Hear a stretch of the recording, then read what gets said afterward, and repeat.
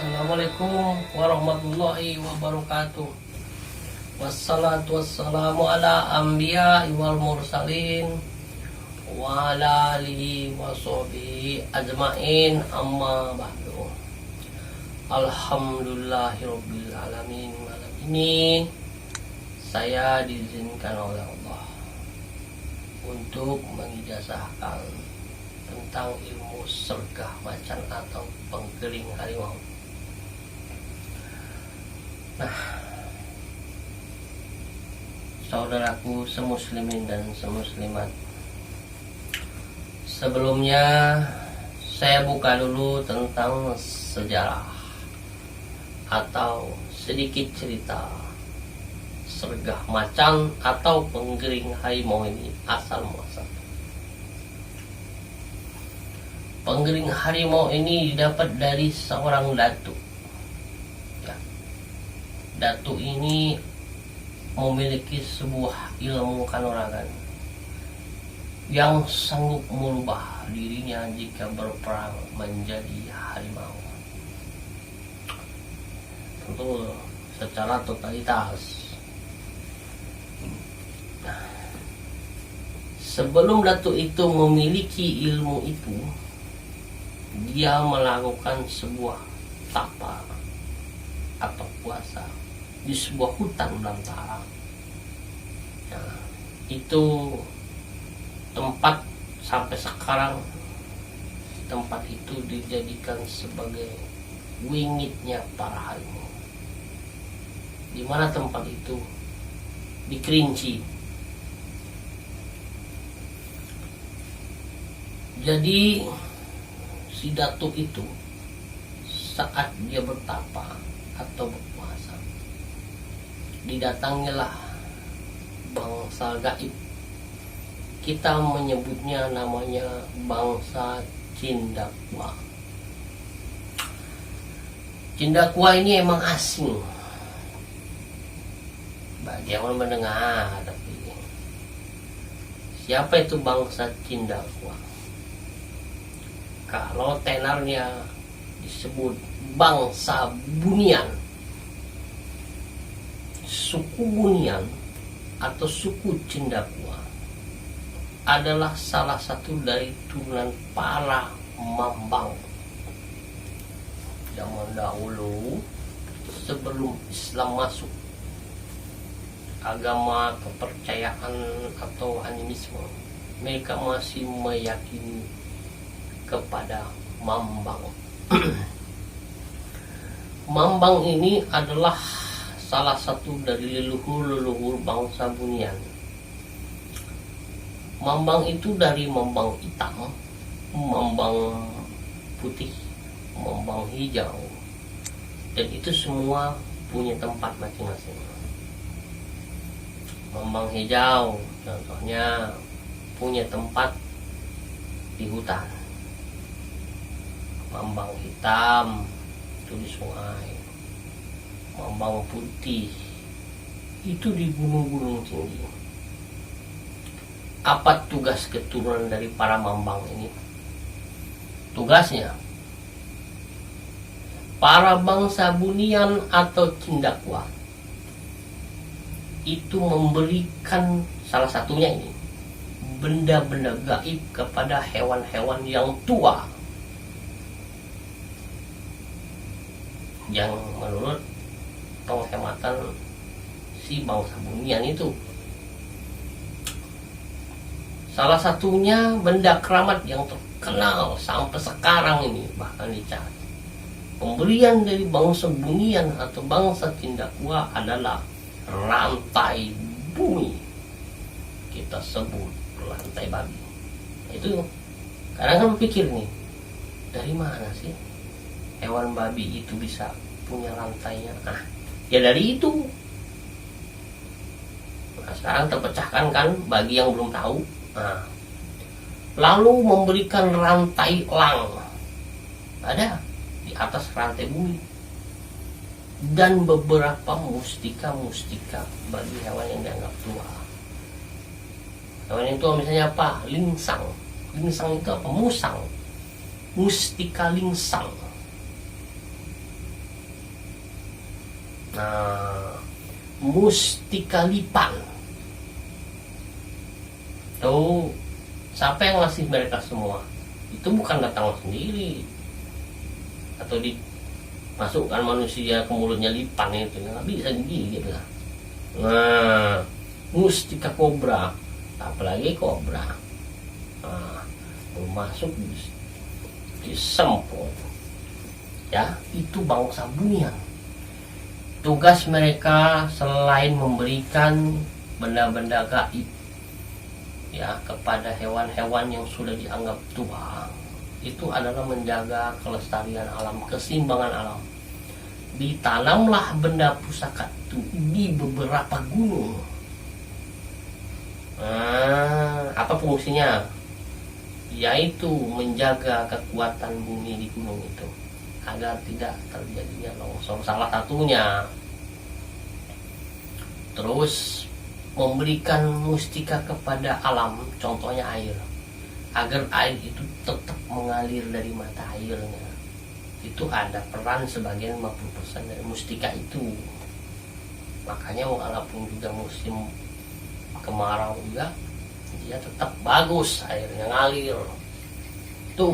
Itu salah satu cara mereka menjaga kelestarian alam, itu memberikan beberapa benda-benda keramat ke gunung-gunung, selain ke hewan ini, ke air-air, ke sungai maksudnya, nah, atau ke bilik-bilik air yang mata airnya banyak.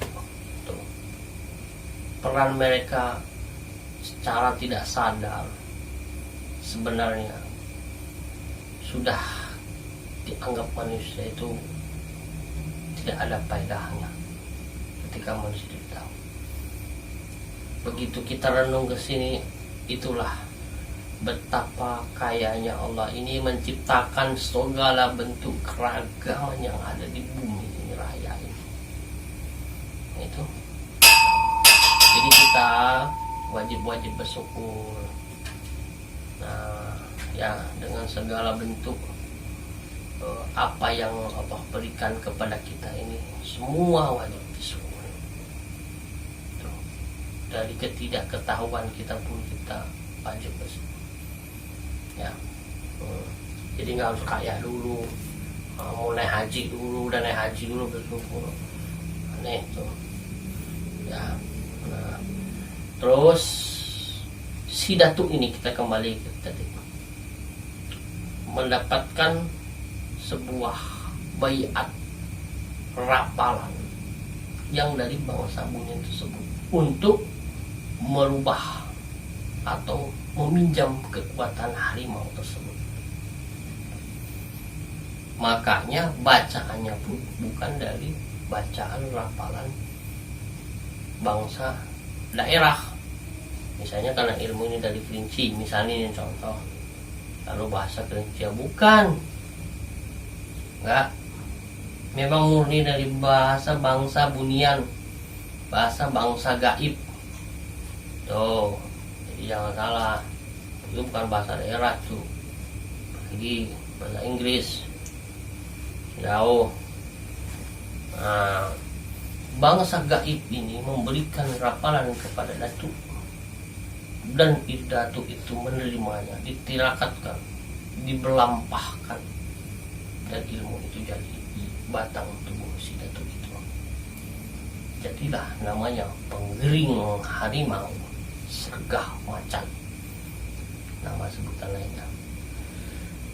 Nah, dipelajarilah ilmu ini sampai tahapan yang menurut bangsa bunian itu dianggap cukup menerima itu.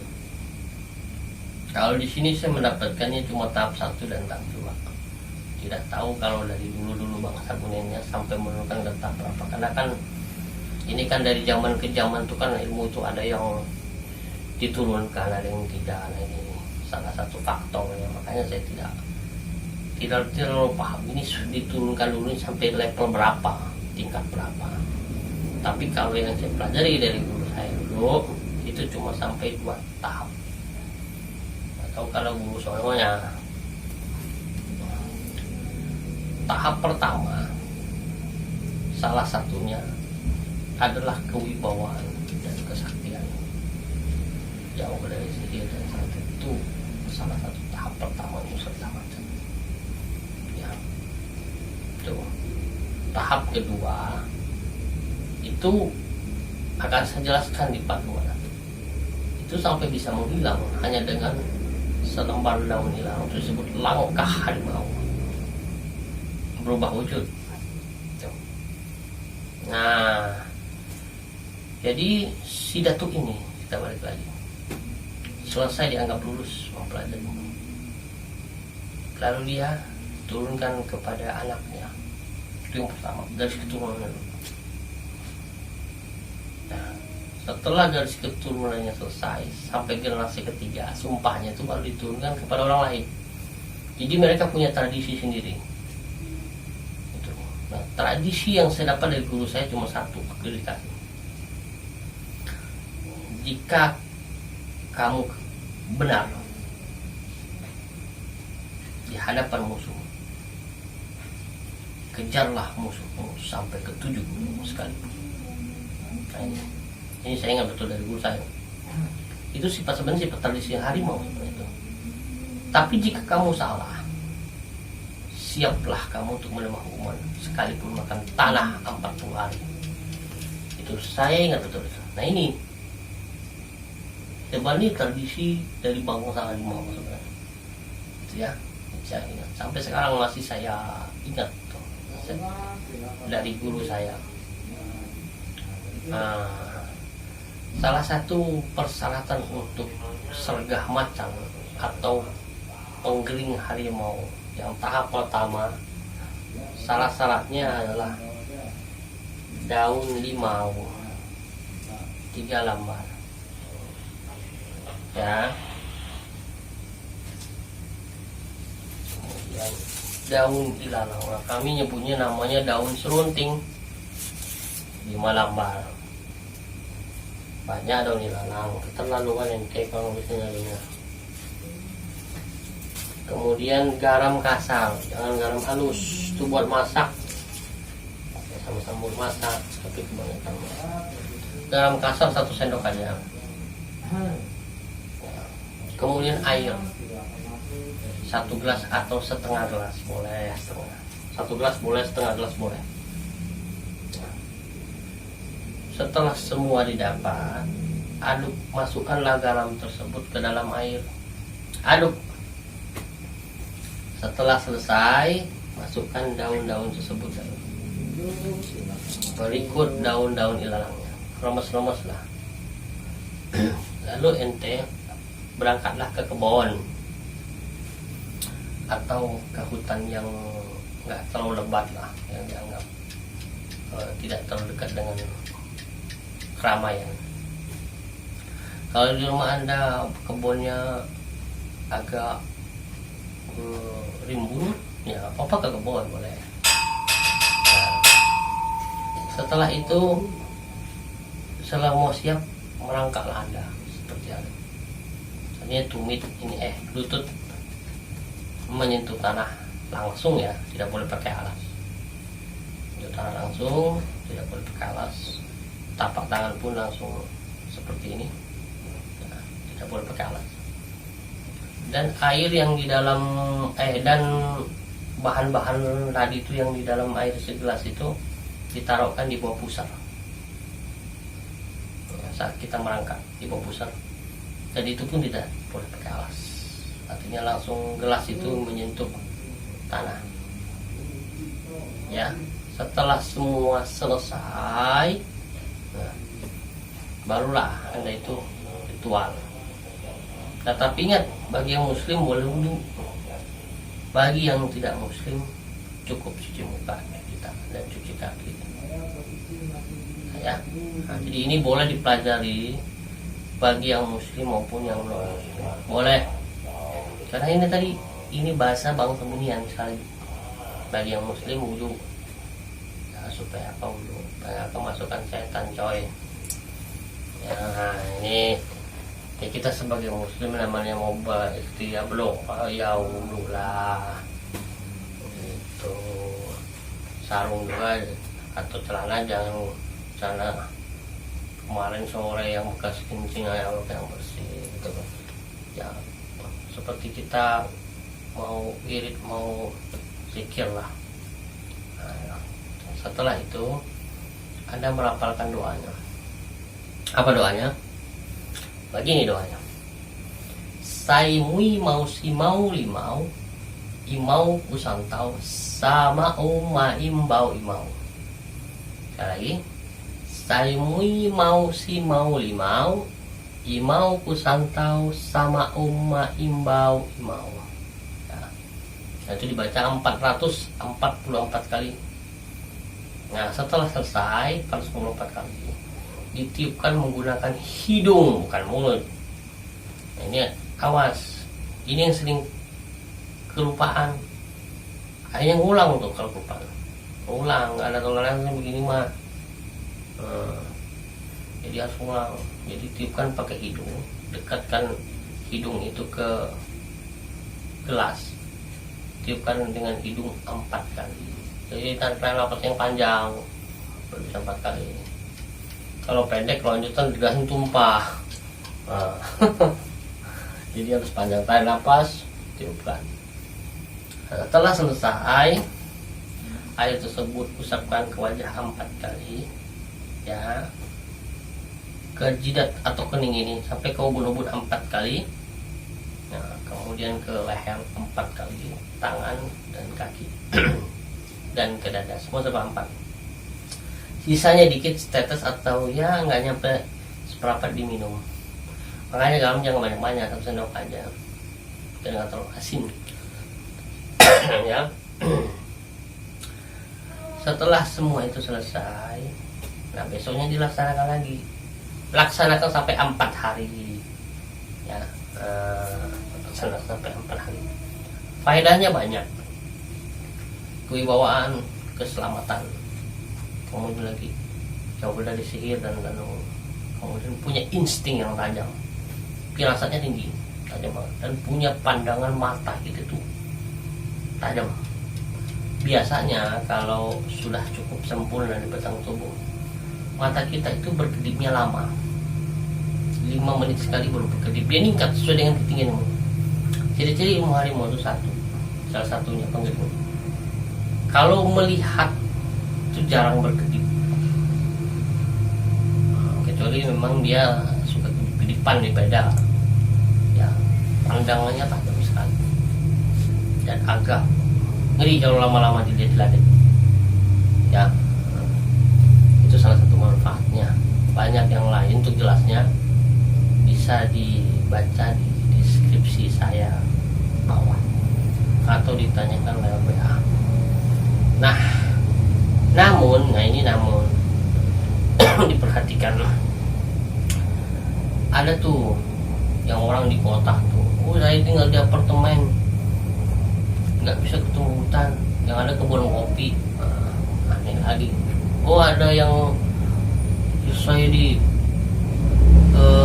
tempat base camp, nggak bisa nemu hutan, kebun. Atau saya di asrama. Ya, saya maklum aja. Bisa pesan dengan saya. Nah, sudah dalam bentuk untalan, sudah diramu bahan-bahan tersebut. Nah, lalu dicampurkan dengan air segelas. Nantinya jika sampai paket itu ke tempat Anda, nah, baru dibalurkan, sama caranya. Nah, itu bisa bagi saudara yang kesulitan mempelajari dengan berbagai alasan. Nah, ilmu sergah harimau ini ada salah satu pantangan yang tidak boleh dilakukan. Tapi pantangannya bukan dalam bentuk seperti nggak boleh makan ini, nggak boleh makan jantung pisang, daun kalau bukan. Dia tidak boleh meniup api dengan mulut. Nah ini, jadi kalau matiin lilin itu nggak boleh. Apalagi niup kue ulang tahun, dimatiin pakai tangan, kan aneh. Jadi lilin itu dimatiin pakai tangan tuh. Nah itu matiinnya. Itu salah satu. Itu, ini nggak boleh. Kalau niup api itu nggak boleh itu. baik bukan hanya lilin, dikorek api juga. Kalau kita ngidupin mau ngerokok itu nggak boleh, dimatikan sendiri atau pakai tangan, atau dibiarkan dibuang sekalian nggak apa-apa. Kalau itu pakai mulut boleh. Itu salah satu pantangannya. Jadi nggak masalah saya buka di forum ini pantangannya, karena itu dilakukan dia sendiri. Dijebak sama orang juga nggak bisa, orang bukan makanan. Kalau mau niup-niup itu kan kemauannya sendiri. Nah, kemudian lagi sergah macan ini atau pengedengaran ini enggak, kalau udah selesai 4 hari enggak perlu dibaca-baca tiap hari, enggak, itu dilaksanakan setiap 40 hari atau sebulan sekali minimal. Ini enggak perlu wiri-wiri lagi, cukup 1 bulan 1 kali, 10 lagi 1 bulan 1 kali. Nah, cukup gitu aja, jadi ringan. Nah, cara makainya bagaimana? Cara makainya sebenarnya akan saya jelaskan di deskripsi, cuma ini saya jelaskan sepintas saja. Bila untuk menemui pembesar atau orang-orang khusus, bacakan dari atas ke bawah, ya, katakan 4 kali, bukan pakai hidung, pakai jari manis, lalu gariskan dari atas ke bawah. Bila kita mau berhadapan dengan orang-orang dalam arti yang lebih keras, dalam arti kita mau dalam arti berdebat atau menyelesaikan masalah itu dengan sengit, baca 4 kali sambil naik nafas bacanya. Bukan membacanya bernapas seperti biasa sambil menarik nafas. Tiupkan ke jari manis 4 kali, lalu gariskan garis parit dari bawah ke atas, itu doang. Nah, tuh kalau dipakai untuk huru hara. Nah, kalau untuk menghilangnya saat terdesak, itu yang 42. Tapi saat terdesak, saya tidak akan mengajarkan yang bisa digunakan untuk kejahatan. Bisa yang tidak terdesak, tapi itu khususnya bukan karena bicara wani piro, bukan, pilih-pilihan juga. Wani piro itu kalau mau jahat mah nggak terasi.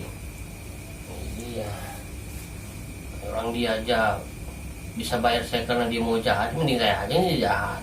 Nah, iya, nggak usah wani piro, udah saya aja yang berangkat gitu. Ini bercanda. Jadi artinya di sini kita berpikir bahwa ilmu ini dipakai untuk yang bagus aja lah, gitu. Nah, sekali lagi saudara muslim, apabila saya ada salah kata dan salah ucap, mohon maaf bila ada kesilapan. Assalamualaikum warahmatullahi wabarakatuh.